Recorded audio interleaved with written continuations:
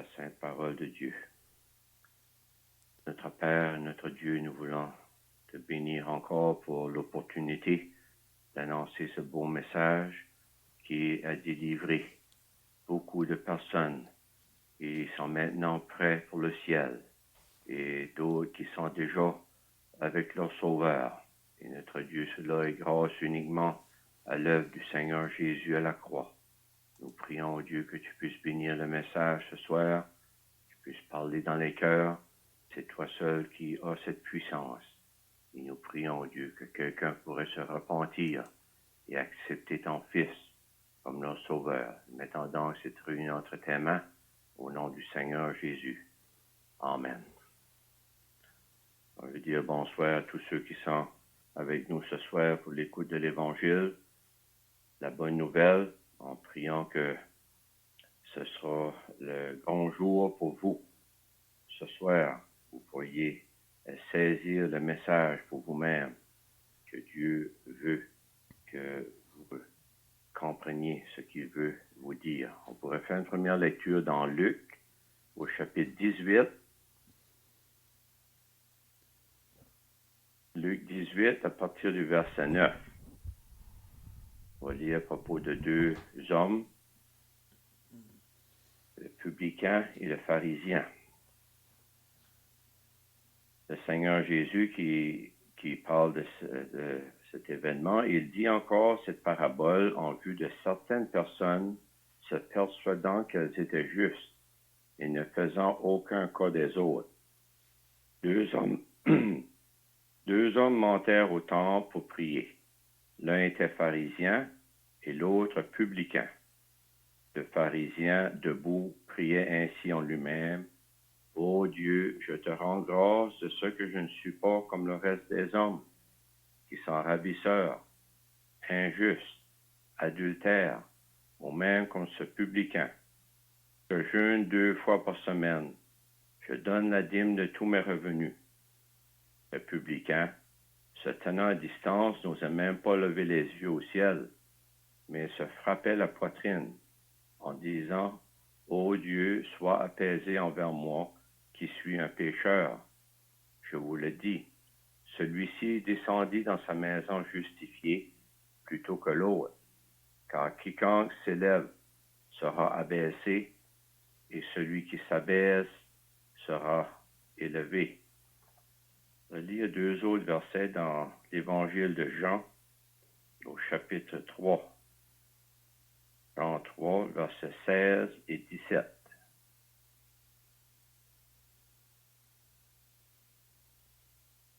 Car Dieu a tant aimé le monde qu'il a donné son Fils unique, afin que quiconque croit en lui ne périsse point, mais qu'il ait la vie éternelle.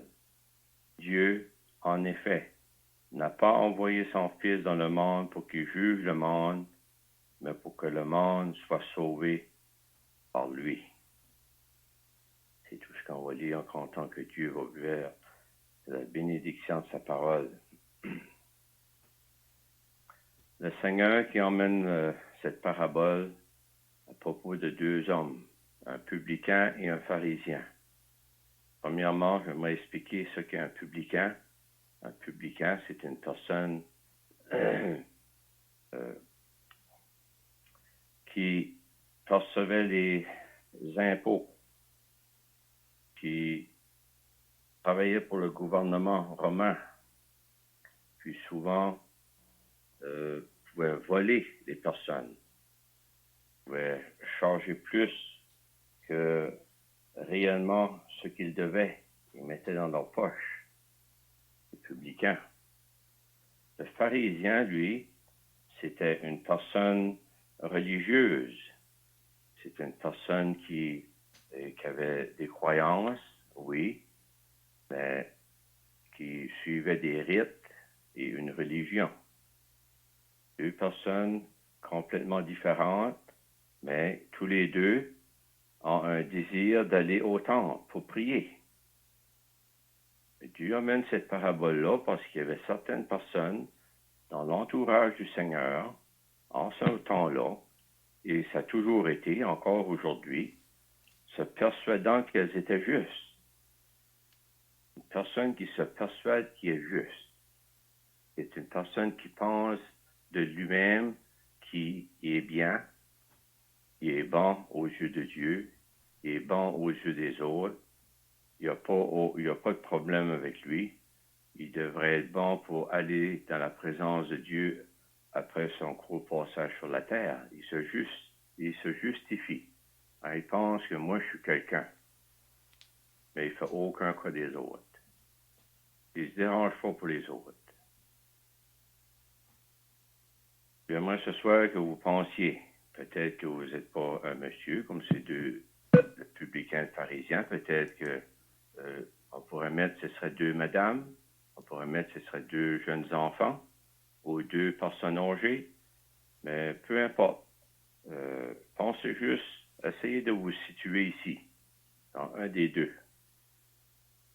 Deux hommes, ils montent au temple pour prier. L'un pharisien, l'autre publicain, comme on a expliqué.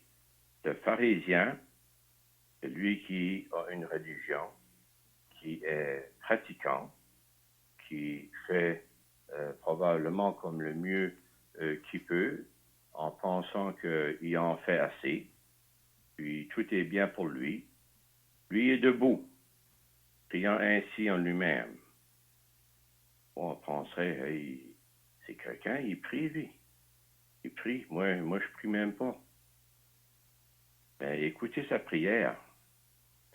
Ô Dieu, je te rends grâce de ce que je ne suis pas comme le reste des hommes. Et ainsi de suite. Et le je revient souvent. Je. Moi, je fais ça. Moi, je suis ça. Moi, je suis pas comme les autres. Il n'est pas comme le reste des hommes. Comme si qu'il voudrait s'élever aux yeux de Dieu. Regarde-moi, Dieu. Moi, je suis quelqu'un comparé à ceux qui m'entourent. Il se compare à ceux qui sont autour de lui. Il dit qu'il n'est pas ravisseur. Non, il ne prend pas rien de force des autres. Il n'est pas injuste. Non, parce qu'il pense qu'il est juste. Il ne commet pas l'adultère. Ou même comme ce publicain. Il voit l'autre. Il regarde l'autre homme qui est avec lui, puis qui a été là lui aussi pour prier. Celui qui collecte l'impôt pour les Romains. Je ne suis pas comme lui. Je jeûne 2 fois par semaine. C'est quelque chose, ça, jeûner 2 fois par semaine. Je donne la dîme de tous mes revenus. Il donne même de l'argent. Hein? Il donne il pense que pour lui, il fait bien. C'est toutes des bonnes actions. Oui. Le publicain, lui, l'autre, monsieur, se tenant à distance, n'ose même pas lever les yeux au ciel. Oh, lui, dit pas, oh Dieu, garde-moi, qu'est-ce que moi je suis. Non, parce que vraiment cet homme-là reconnaît devant Dieu. Dieu me connaît entièrement. Dieu ne voit pas juste l'apparence extérieure. Dieu voit l'intérieur, le cœur, les vrais motifs de ce qui nous fait faire, peu importe la chose que nous faisons. Le premier, lui, il jeûne, il donne la dîme, et il fait pas ci, il fait pas ça. Oh non, moi, je mérite quelque chose, Dieu. Regarde-moi, là. Mais l'autre, lui, il n'ose même pas lever les yeux vers le ciel, mais se frappe la poitrine en disant, ô Dieu, sois apaisant vers moi qui suis un pécheur. Oh, lui, il reconnaît. Il demande à Dieu d'être apaisant vers lui. Apaiser, c'est ramener la paix ou calmer. Oui, parce que dans son intérieur, le publicain, il y a quelque chose qui le dérange. Je suis un pécheur. Je ne suis pas en règle avec Dieu. Mais Mais qu'est-ce que cet homme-là est en train de faire? Il est en train de s'humilier. Il est en train de se repentir, de se tourner vers Dieu. Il s'abaisse devant la sainteté de Dieu. Il reconnaît à celui tant qu'il s'adresse est saint. Il reconnaît que lui est un pécheur. Il demande à Dieu, « Oh, sois en paix envers moi. » Il demande une réconciliation. Je ne sais pas qui ce que vous pensez être ce soir. Peut-être que vous pensez, moi je suis correct. Je n'ai pas besoin d'être sauvé. Je n'ai pas besoin, comme le pharisien, moi je suis juste. Je ne fais pas de tort à personne. Je fais quoi ce que je peux. Je suis ma religion. Je donne quoi ce que je peux. Mais c'est pas le je. C'est pas ce que vous faites. Mais c'est ce qui a été fait. C'est ce qui est le problème. La religion demande, fais ce que tu peux. Dieu dit, accepte ce qui est fait. Dieu déclare, je vous le dis, celui-ci descendit dans sa maison justifiée, le publicain, qui se repent, qui demande à Dieu d'être apaisant envers lui qu'un pécheur. Il reconnaît qu'il est un pécheur, il ne mérite pas d'être dans la présence de Dieu. Descendit dans sa maison justifiée, plutôt que l'autre. Justifié. Ça, c'est rendre juste. Il ne sera jamais déclaré coupable pour ses péchés. Parce que cet homme-là a accepté le Seigneur Jésus comme le Sauveur. Oui. Donc, si vous s'élevez, Dieu dit, quiconque s'élève sera baissé, et celui qui s'abaisse sera élevé. Mais ce n'est pas juste des actions. C'est pas juste une formalité comme se frapper la poitrine. Je m'en rappelle, j'ai déjà parlé de ça, mais je m'en rappelle lorsque j'allais à la religion catholique, comme la plupart de vous. Je me rappelle à ce moment-là, pendant la célébration, quand on se frappait la poitrine, puis qu'on disait ça, « Oh Dieu, sois apaisant vers moi qui suis un pécheur. » Mais c'était juste un rite, une formalité. On ne comprenait absolument rien de ce qu'on était en train de dire même. Même si que vous voudriez dire que tu le faisais, tu ne comprenais pas ce que tu faisais. Non. Je ne pensais pas que j'étais un pécheur éloigné de Dieu et méritant le jugement de Dieu. Non. Donc, vous voyez, un homme religieux, il n'a pas été sauvé.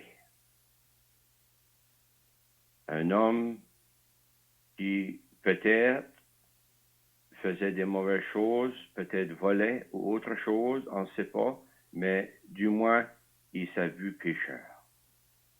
Il a vu qu'il était coupable devant Dieu. Cet homme-là a été sauvé. L'homme religieux, il n'a pas été sauvé, pas parce qu'il faisait partie d'une religion. Puis l'autre monsieur non plus, il n'a pas été sauvé parce qu'il allait au temple. C'est pour ça que j'ai aimé de lire dans Jean chapitre 3, parce que là, c'est clair. Jean 3, 16, car Dieu a tant aimé le monde. Dieu aime tout le monde. Mais pourquoi telle personne sera sauvée et d'autres ne seront pas sauvées? Ben, je pense que dans la parole qu'on vient de lire, ça le déclare vraiment bien. C'est simple à comprendre. Si vous pensez que vous êtes meilleur que les autres, si vous pensez que vous faites le mieux que vous pouvez, vous ne serez jamais sauvé d'une telle manière. L'autre monsieur, il s'est déclaré coupable.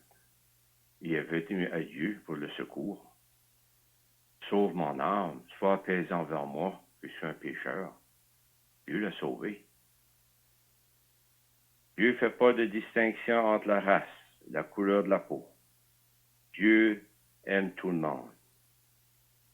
Il Il n'y a aucun endroit dans la parole qu'on dit que Dieu préfère ceux qui suivent la religion, une telle religion ou une autre religion. Pas question de ça non plus devant Dieu. Dieu a tant aimé le monde. Toi, personnellement, aux yeux de Dieu, il t'aime. Que tu sois de la religion, que peu importe dans ce monde, tu peux suivre les rites que tu veux, Dieu t'aime. Mais Dieu veut rien savoir de la religion et des rites et des cérémonies et de ces choses-là. Non, Dieu veut avoir ton cœur. Il veut que tu sois sincère devant lui, personnellement. Dieu s'intéresse aux individus, à chaque personne en particulier sur ce globe. Oui, tu es très cher, tu vaux très cher à ses yeux. Pourquoi? Parce qu'il a donné son Fils unique. Dieu avait un seul Fils, c'est le Seigneur Jésus. Puis il l'a donné pour toi, afin que quiconque croit en lui ne périsse point. Oh, cher ami, c'est bien important de réaliser ce que ce verset dit, afin que quiconque croit en lui, au Seigneur Jésus, ne périsse point. Périr, savez-vous qu'est-ce que ça veut dire, périr? Ben, périr, c'est d'avoir une fin violente, malheureuse, tomber en ruine, loin de Dieu pour l'éternité. Oh, il n'y a personne qui voudrait ça à la fin de sa vie, après ce court passage sur cette terre. Mais si que vous n'acceptez pas celui que Dieu a donné, que vous ne croyez pas dans son œuvre à la croix, pendant les heures semblent en plein jour, dans les ténèbres, le soleil a arrêté d'éclairer, ce jour où le Seigneur était suspendu entre le ciel et la terre, attaché par des clous. Dieu a fait tomber sur lui son jugement. Il a puni son Fils à la place de toi, à cause de tes péchés. Pense-y, c'est sérieux. C'est la question de l'éternité qui est devant toi. C'est pas quelques jours, quelques mois, quelques années, quelques centaines d'années, c'est l'éternité. Tu es responsable de ce que tu vas faire. Ici, Dieu dit, afin que quiconque croit en lui ne périsse point, mais qu'il ait la vie éternelle. Devant toi, il y a la mort éternelle et il y a la vie éternelle.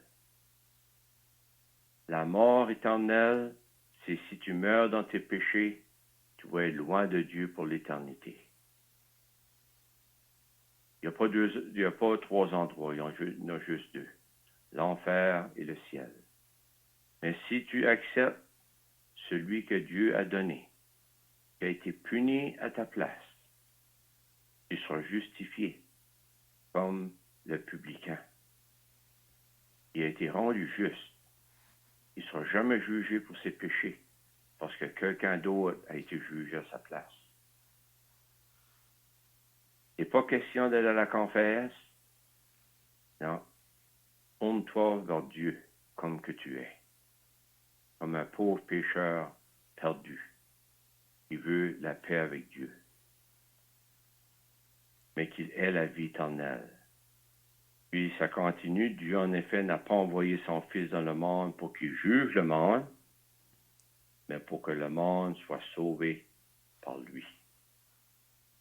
Dieu veut que tout le monde soit sauvé.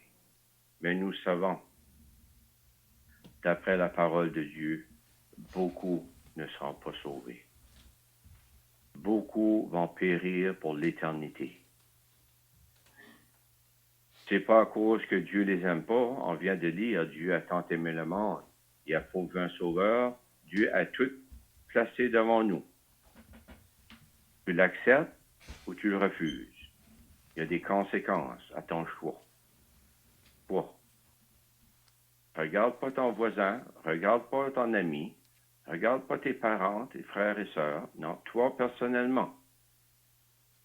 Il faut que tu sois justifié. Il faut que tu sois rendu juste aux yeux de Dieu. Non pas des voisins.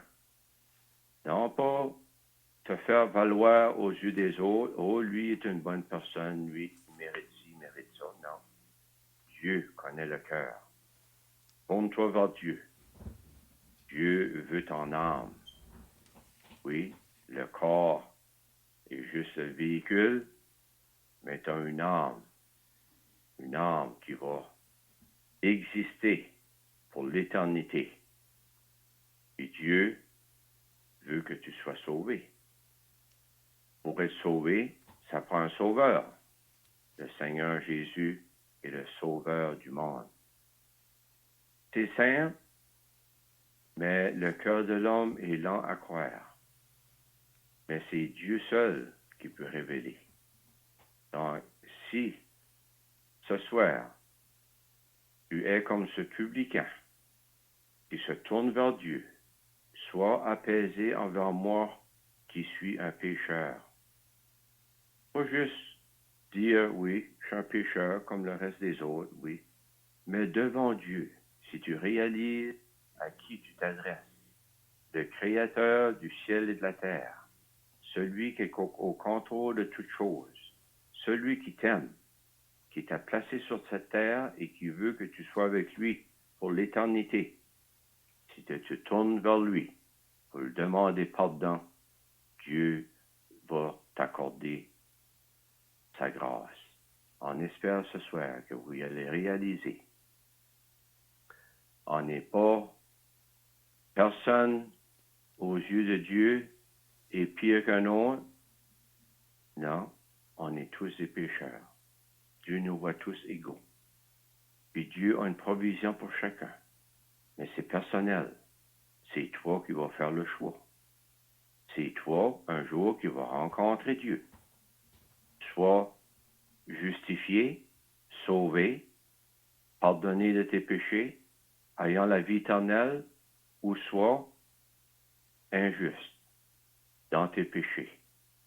Jeté loin de Dieu. Tiens, ce soir, faites le bon choix. Soyez sauvés et certainement, vous pourrez vous réjouir que tout est réglé et que vous êtes en route vers le ciel. C'est une certitude. C'est pas quelque chose qu'on invente. La parole de Dieu le déclare. Vous pouvez être sauvés dès aujourd'hui. Croyez en Dieu, croyez en son Fils et mettez votre confiance dans l'œuvre de la croix. Que Dieu bénisse sa sainte parole.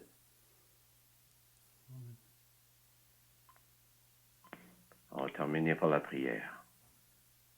Notre Dieu et notre Père, nous voulons te remercier.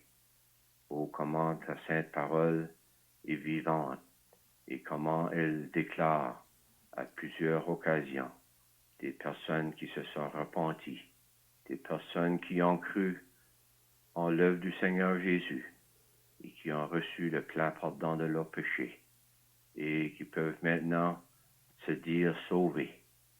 Sauvés non à cause de ce qu'ils ont fait, mais à cause de ce qui a été fait. Le Seigneur à la croix a pris nos péchés en son corps sur le bois. Oh, nous te remercions d'un si grand amour envers des si grands pécheurs. Aie pitié de ceux qui étaient à l'écoute ce soir, qui sont encore dans leurs péchés. On te prie pour leurs âmes précieuses. Au nom du Seigneur Jésus. Amen. Amen.